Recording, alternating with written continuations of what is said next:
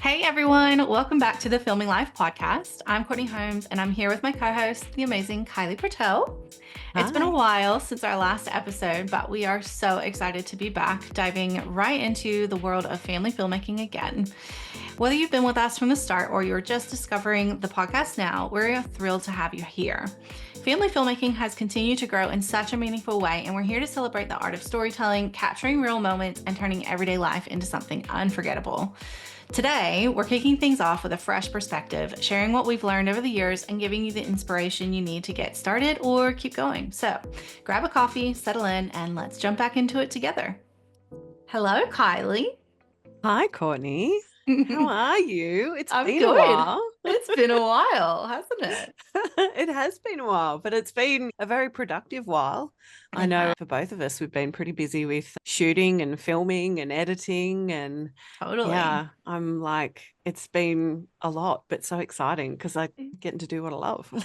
I know exactly. Yes. It has been such a busy year, and we definitely fell by the wayside when it came to recording the podcast. But I'm so excited that we're doing this episode because I think it'll be a really good refresher and reminder for people, and a really good way for us, you and I, to get started again doing this. Yeah, definitely. I think we've both been so concentrated on like being within the community this year, Yes. like at Filming Life, that it's been easy to just not worry about everything Yes. else. But it is always fun to get back into the podcast and hear Yes. what like the wider community thinks about what we talk about in family filmmaking. Because I know there's a lot of people who are probably film curious Yes. Yes. but Yes. haven't jumped in. So yeah, it's always good to share. Definitely. All right, so we have a few different things to talk about today. So we'll start off.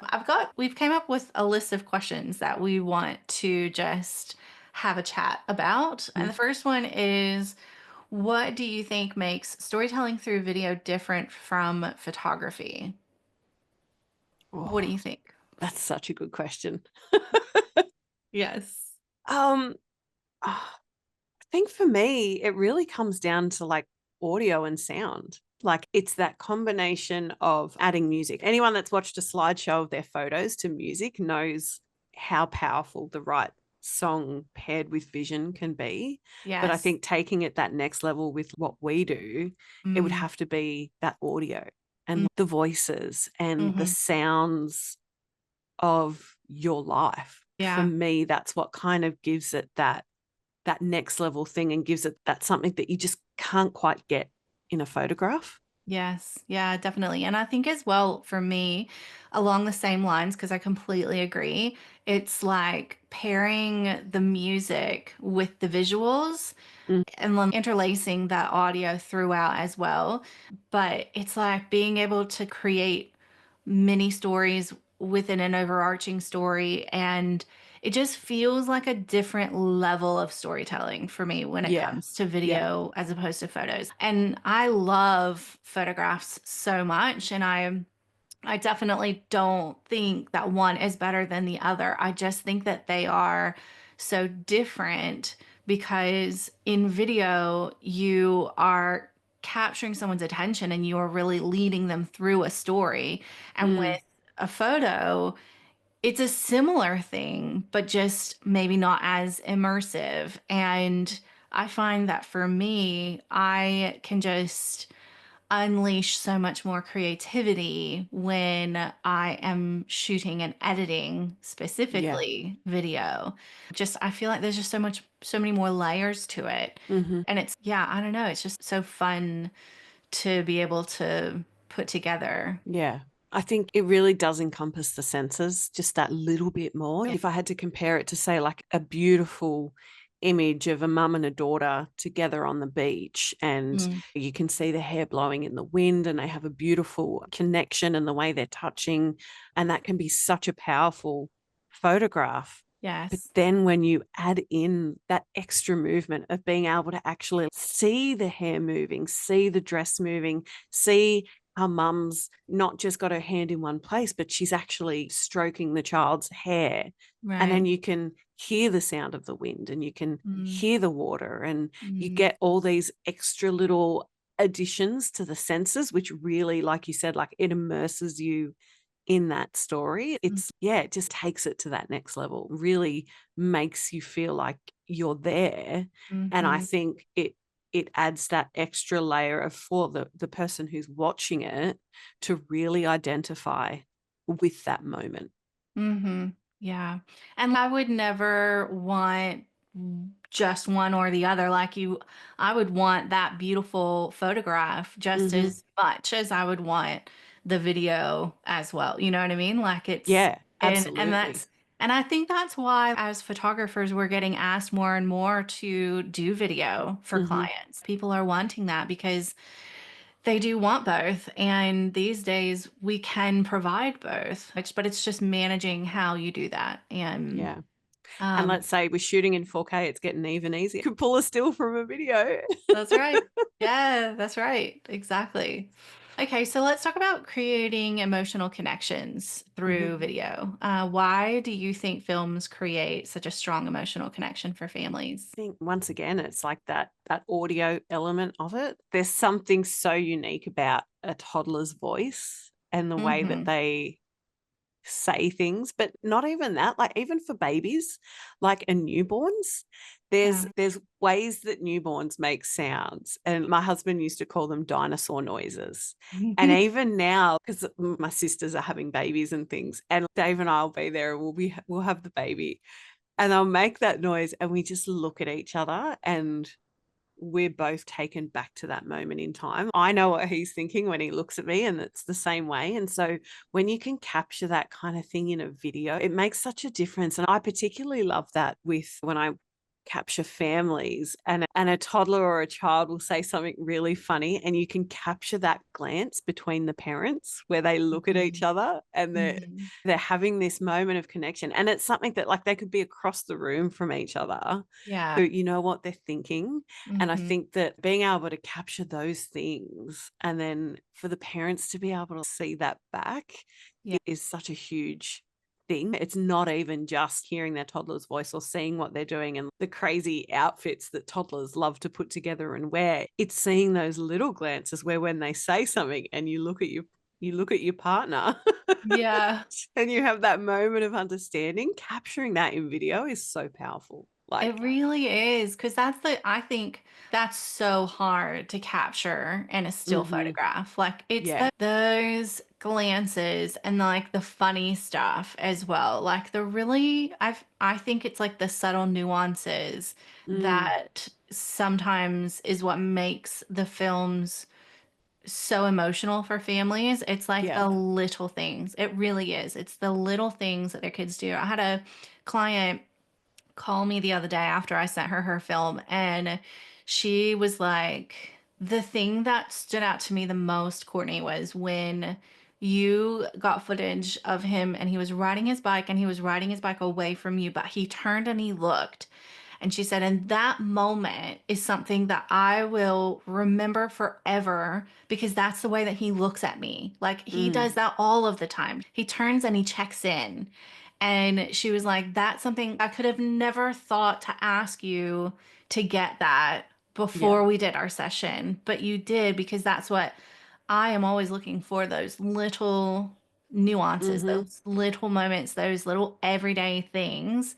And she was just like, I'm so grateful for that. That was so special. And Yeah. then another thing they do is her and her oldest hold hands and they squeeze hands 3 times to say, I love you. And it's their Mhm. silent, I love Yeah. you. And I captured that in video. And that's how do you capture that in a photograph? You can Yeah. capture that by them holding hands, but you can't, that's hard. You don't get that Um, same kind of movement. no, Mm. yeah. And even just I Um, think like everyday like thinking about it from a kid's perspective too, that how powerful being able to hear a parent or a loved one's voice just when mhm. they're talking to you in their normal everyday Yeah. way. Like I know my husband has so many words that are unique to him and ways that he talks to the girls and things that he says. Hmm. And yeah, I know for the girls, having that captured is in 30 years' time when they watch that, they'll remember that and they'll be able Yes. to be transported to how it felt in that moment to be with their dad and have him talking in that way. Like Hmm. it Hmm. it's huge. It's so Yeah. huge. Yeah. I think it is too. All right, so on that, using everyday moments to tell a family story, what are some examples of everyday moments that you're glad that you filmed when your kids were little? Oh, so many. All of them. So many.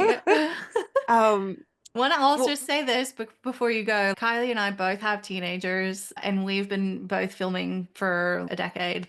We have so much experience with having footage of our kids being little and now what that feels like to have later. So I'll preface it yeah. with that.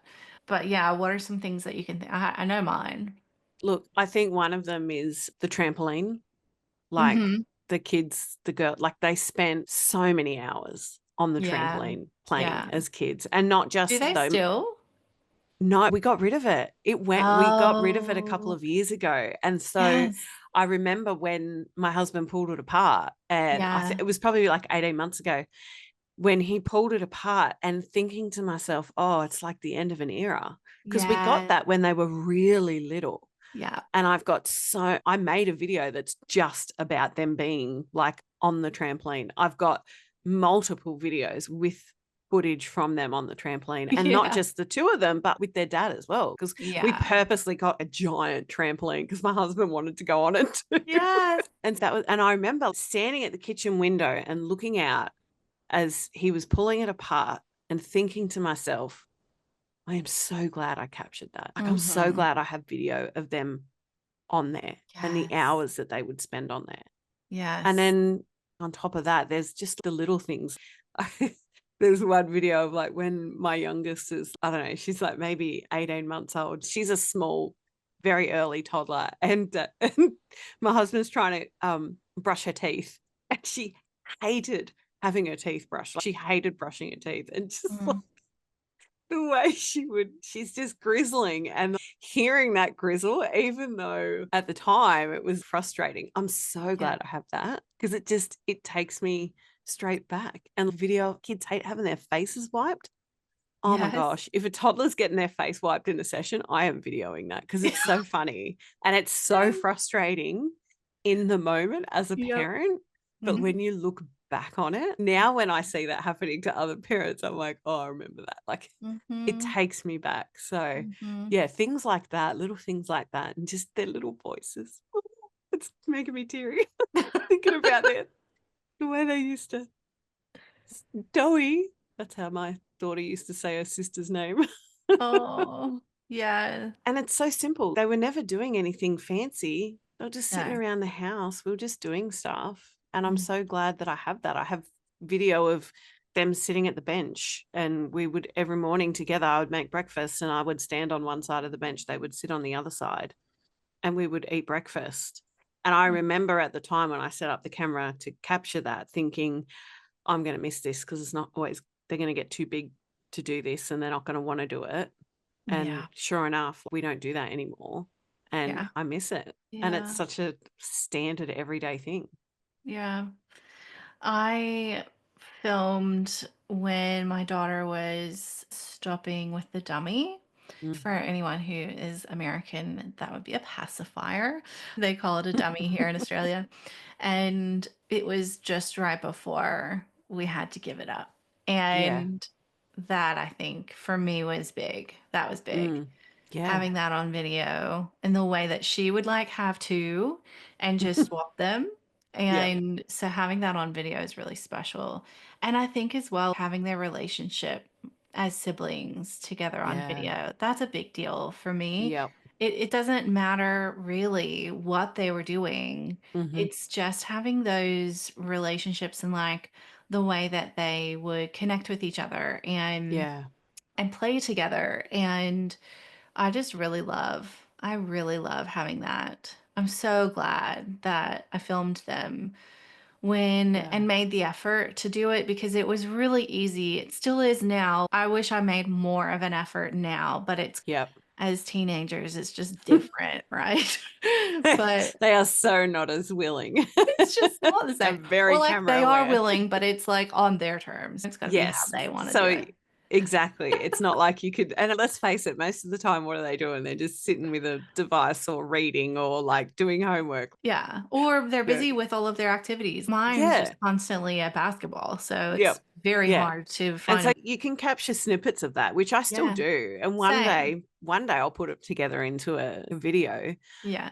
But I think that is the important thing too, though, is I'm glad that I have the skill to be able to capture those small Yes. bits of video. So even if I don't put it together, like it doesn't have to go into something now, No. it will go But you into still something have it. later. Yeah, like Yeah. that motherhood video that I made. That's like the Yeah. compilation of, I made it when the girls, I think, were 10, probably 8 and 10. Yes, I think they were.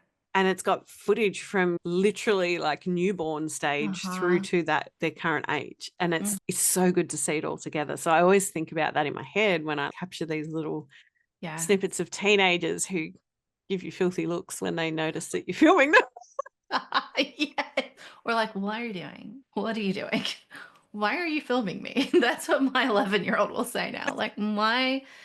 Oh, you're filming me. I can see Yeah. you're filming me. The amount of times I'll stand behind a door and then just move my camera out and hit the autofocus button and like hope they don't hear it focus and don't look up straight away. Yeah. So something I guess I want to talk about is approaching storytelling as a filmmaker. So when you're filming a family and you're going through the process of filming what we're talking about now, which is your everyday moments, what's going through your head in terms of storytelling and what are you like thinking about as you're deciding on what to shoot and where to stand and where to be and all of that, which I think is probably hard for you and I now to even, you're just like, what am I thinking about? Because it's such a subconscious It's like, thing after yeah, doing it for so long. I just do it. Yeah. And you're much better at putting that into words than I am. Okay, I'll start. I think that it is a real balance to get people in the right frame of mind to be filmed. And that's so key before you even think about shooting it and like where you'll be in terms of storytelling. It's you really need to plan it without planning it too much. Yeah. You need to get your clients in the right headspace of, okay, she really means it when she says it'll be everyday moments. And because it's really easy for a client to be like, okay, we're going to do this, and then we're going to do this, and then we're going to do this. And it's, okay, what's next? What do you want us to do next? And I find that really hard sometimes because I honestly believe the real story is in the in between stuff. It's in the Yeah. stuff that they Mhm. do when they're preparing for the next thing. That's really where it Yes. is. And it's so hard sometimes to get people to understand that. But that's it. That's the golden stuff. That's Mm. the magic right there. And so it's what's key, I think, when it comes to storytelling and thinking about where you'll stand. Before you even think about where you'll stand or where you'll be, you've got to really think, how can I get people to relax enough to be themselves so Yeah. that I can really capture who they are? And then from there, it's the standard wide shot, mid shot, close shot. If you're looking for a formula, that's it Yeah. essentially. And then it's just, where can I go from there? How many different ways can I shoot this one thing of what they're doing? Like, Yep. how can I make this look really cool? Or how can I at least just get this in focus? Like, Yeah. it's the spectrum of those two things. And there's a very fine line of how long an activity or something goes for, because too short and you don't get Enough. enough, too Yeah. long and you do start to get to that point where you're like, okay, you're Yeah. looking around going, where can I get something that's different? Like, because Mm-hmm. you've already captured it. But I think that's one of the fun things Yeah. about it. And one of the fun things with video is you can get all your shots. And then if it is something that does go on for a bit, then you can start to get really creative and have a bit of fun with it Yeah. too. But Yeah. That you can yeah, play. I think that is one of the hard things is, yeah, preparing the client enough in the first place to have them understand what the process is, that it really is just them doing what they usually do, and that they don't need to pose and they don't need to look at the camera, and they can just do what they would normally do, and then Mhm. you'll create the magic, and getting them to trust you to do that too. That I think is so key. That trust is so Mm, important. And I think making sure that they know that they don't like you're gonna get it. And yeah. that's really where the trust things come in. I Mhm. do think it gets easier after you filmed a family. Some families are great and they just trust. Like they are just Yeah. naturally trusting people. And so they're like, you do your thing and we'll just play. Some people are a little bit more controlling, shall we say? Mhm. And they're constantly looking at you. Are you getting Yeah. this? Are you getting this? And that makes it so hard because they're not fully present. Their attention constantly is on you. You're having to cut out all of the little eye flicks towards the camera. Yeah. And so it's really building that relationship with them before you shoot. And I know that is not necessarily something photographers are always used to doing. Like a lot of photographers out there would probably not spend nearly as much time as we do with our clients before shooting. But that's why we're able to get the type of footage that we get. There is no real magic to it. It's purely Mm. just building a relationship so that they feel really comfortable and they trust you to do your thing and they can Yeah. I just think too, getting to know what kind of person it's always good to know if someone really loves to sit and play with their kid heaps, or if they're Mhm. more of a family that like goes and does stuff. Right. Like that's Yeah, such a fun, because like I was never one who really enjoyed sitting and playing same. with Yes. blocks for hours. And Yeah. I totally understand how hard that can be Yeah.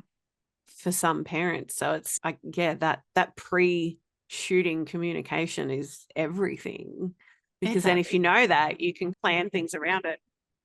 Yes, completely. And it's just one of those things that I think you have to really give it a lot of time. You have to give it the amount of space that is required. And look, it doesn't have to be hours and hours that you spend with these people. It's not like you need to meet them in person or anything like that. All I do is send out a questionnaire and I schedule a call with them. So in that way, it's really simple. Mm. But during that call, it's really all about explaining how that Yeah. works, which can be hard when you're first starting making films. One of the Yeah. benefits I think of Filming Life Academy is that we have this client prep guide that I created, which is a template which you're able to use for your clients. And I also think you can use it as a bit of a script. Like you can use that as talking points that you go through during your Zoom consultation call with a client. I Yeah. always do mine on Zoom. That can be a really helpful way of just making sure that they know what to expect and you are reassuring them that it's all going to be good and you know what you're doing and Yeah. you've got And their I think best that's why interests. for video, particularly, like the portfolio building process is so important as well, Hmm. because being able to show someone a film and say, okay, this is what a family film is and what it looks like. And then Hmm. being able to speak to what you did during that session, that like they didn't do anything special. They were like, we did this and we did this, and giving them that kind of example where they can go, oh, okay. Yeah. So yeah, like that makes a difference. And so having that portfolio that you've put together when Yeah. people start giving you money is so important, because you can really show them like, how good does this look? How good does it make you feel when you watch it, even though it's not your family, and this Hmm. was just everyday stuff, just hanging out in Hmm. your house. And I think too, just on that note of portfolio building, like taking the time after you've done a family film session and evaluating how it went and what are the Mm, things that you feel like contributed to things going well and what are the things that you did that contributed to it not going well. That's such an important process to sit down and evaluate, self-evaluate how the session went and what you can do to be better for the next one. hmm. How you can get your clients to be like, how can you get your next client to do more of what you were hoping that your last Yeah. client would do? And you And learn something. I still learn something new Yeah. with every single Oh, session and yeah. every single client prep call. And you Yeah. always think of something new or learn something new that can help you be better for the next one. Yeah. I had my first thing that happened on the weekend when I was shooting, and the oldest daughter, they've got 4 kids, and the oldest daughter was the more experienced at this. Mhm. And the younger daughter, so they've had 3 films with me before, and the younger daughter was less because she was 6, and the last film we did was 4 years ago, 3 years Mhm. ago.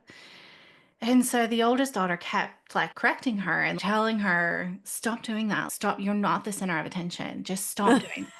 And so I actually first time had to have words with the 12-year-old Yeah. and be like, hey, listen, it's okay. And she's just excited. But I Mhm. promise you that if we just ignore this behavior, she'll settle into it and she'll be fine. Like she'll stop performing. But right now, she's just excited that I'm here and she just wants to make sure that she shines in front of the camera. And I Yeah. said, so just let her do this. She'll get it out of her system and then we can move on. But you just hang out with mom. Like you just play and you just don't worry about it. And she was like, okay. So I just had to A laugh because it's 12-year-old like, girl. yeah, but that's the thing that I would normally be like having that conversation with the mom beforehand. Like, just Yeah. they're gonna be wild at the beginning, but just let them relax into it. Just not realizing I was probably gonna need to do it with the 12-year-old as well. But just knowing how she must be feeling in that moment. You're Yeah. ruining this for me. Everything. And I'm just like, it's fine. It's okay. She can have her moment. It doesn't have to go in the film. Like, it'll be fine. But I think too, that's something that I find like with families, the kids, especially the older kids. Like I walked away for a minute to go change lenses and she had been doing something. And when I came back, I could hear her saying, wait, just wait until she's back so that we can get it on video. And I'm just laughing in my head because I'm like, it may not make it in the film. I think that every single thing we shoot is this is 4 hours worth of footage. Like, oh dear. But Oh, maybe you need to now start having pre-consultation calls with with 12-year-old 12, girls. 12 and up. Yeah. The Like, the eldest, get the on the call. firstborns, the 12-year-old female firstborns. Both parents and the firstborn. Yeah. Yeah, Yeah. because there's definitely, we speaking as a firstborn, we have a certain level that we think that things should be done. And Totally. yeah, That's fair. we tend to keep our siblings in line. As the youngest, I don't relate to that very Yeah. much, but I was that third child who was out being the crazy one. Yeah, see, I was the oldest and I was like, can you just do it properly, please? Yeah. Like, let's get Yeah. this right. Everybody First follow the time. rules. Yep, that was me. All right. So, lastly, let's talk about finding your voice as a filmmaker. We've talked about this so much, but Mhm. how We can did a whole filmmakers? episode on it, didn't we? Yeah, I think we did. But how can filmmakers start finding their unique storytelling voice? What do you think? Oh, look, there's so many ways. And I think I've said this before, that voice, people get hung up on finding their voice and that it's got to be one specific thing and then that will always be it. And I think what it actually, it's something that evolves over time Mhm. and it doesn't stay the same. Like it Mhm. changes, but the best way is literally to just shoot as much as possible Definitely. and take the time to watch what you're making back Yes. and reflect on it and Yeah. take notes on it and see the things that like tend to start recurring, because sometimes we have this subconscious way of doing things and we're capturing things without actually realizing that we're gravitating towards things, or not realizing that we tend to always choose a specific kind of music. We do it subconsciously. And Mhm. so taking that time to sit down and go back over your work and make notes about it and look at it. What are some common things that start to come up? I think that is probably one of the most underrated ways Completely. to do that and Yeah. to ask other people, which Yeah. is like, I know for me, like I had you and I had a couple of other mentors that I would share things with and show my work to and say, what do you think? What do you see? And it really does help you to strengthen the things that you're really good at and that you really love and are drawn to. And then that becomes identifiable as your voice as time Mhm. goes on. Completely. I wish that people would learn to trust their intuition more. I wish that Mm, people would lean into the things that they love and that they're drawn to, and not worry so much about what they think will sell or what they hmm think will be popular or trendy or any of those things. I wish that people would just believe that what they see and what they put together and their unique perspective of the things that they are observing and witnessing and the stories that they tell about them. I wish that people leaned into the value of that, because I Yeah. think at the end of the day, when I think about why people book something with me, I truly believe that they book a session with me because they want to see their life through my eyes. hmm And I think a lot of that comes from really leaning into my own intuitions about what matters and what's important. And it would be so much easier to shoot in the way that I know is more popular to the broader hmm general public. That'd be, I can do that. I Yeah. can totally do that. But it's never been where my passion lies. It's always been in seeing people for who they are and like relating my own experiences with theirs and using that to form a story hmm that Yeah. comes partly from within me, but partly from within them. And it's a collaboration, and it's not just a cookie cutter experience every single time. It's never going to be the same formula for every hmm client. It's never going to Yeah. be the same film that they get. It's not going to be. And I wish people just leaned more into that. That's your intuition, that's your gut. And the way that you described how to do that is exactly what everyone should be doing. You should be taking the time to sit down and actually thinking about what you like. I Mm. just think people watch things or look at things and they're like, that's great. And they just never spend that time to figure out what they like the most about things or why they like things, Yeah. why they connect They with get things. scared about the things that they like, thinking, oh, well, nobody Yes. else does this. Yes. And so instead of leaning into that, Right. they pull Right. and But that's actually their superpower, like the magic. yeah, That's yeah. the that's what makes your films unique and more hmm compelling and more interesting. It's the weird shit. You need to be okay with that. So I think a good example of that is like I tend to use music in my films that most other people wouldn't choose, Mhm. even for like definitely for my personal films, Yeah. but even for my client films, I do tend to use music that is perhaps not what other people would use, but I like that. Like I really like using quite different music and using that to help me really build a story. Like when I choose my music, I think about it as if it's like a, another character to the story. It's not just Cecil for Vision. Mm, And I for a while there would pull away from that. And I wouldn't yeah. choose the music that like was sitting on my Mm. fun stuff list. Yeah, it was just for fun. Yeah, that would be Yeah. for my own personal ones. But now I try to lean into that a bit. And I'm not going crazy with it or anything, but I definitely do tend to choose music that I think a lot of other people probably wouldn't. Mhm. And I've discovered that contributes to the stories that I tell as a filmmaker and how I put them together. And that Yeah. contributes to my voice as well, because people know, oh, that's a Kylie song choice. Like, Uh-huh. Yes. and instead of continuing to resist that, I've lent into it more and more. And now Yeah. I've discovered that as I've done that over the last couple of years, the films that I make now, I love them so much more and they really hit so much more because I'm really inspired by that music, which then Mhm. helps me to really put that story together. Yeah, totally. Makes sense.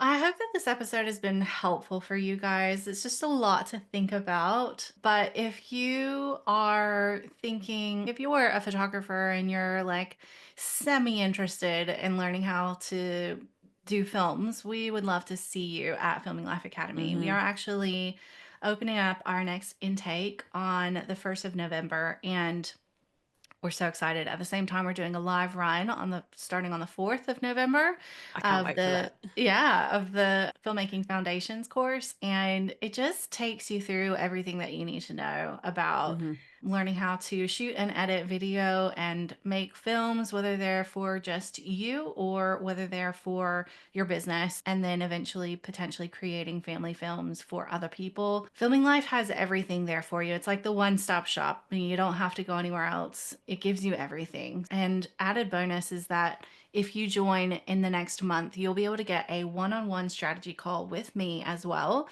when you become a member, which is huge. Yeah, just to Like make sure that's that you get, super value. yeah. Like It's just it's, my I paid a way. lot of money for that years ago. A lot more than you pay for a membership at the academy. Yeah. But it's just a way of making sure you get off on the right foot and you feel like you're ready and you know what you need and how to get started. Join us. We would love to see you in Filming Life. It is such a supportive and beautiful community of family filmmakers. And this is actually the last time that we're opening up enrollment for this year. So definitely join when you can. And we can't wait to see you in there. We'll see you there. All right. Thanks, guys. Catch you next time. Bye.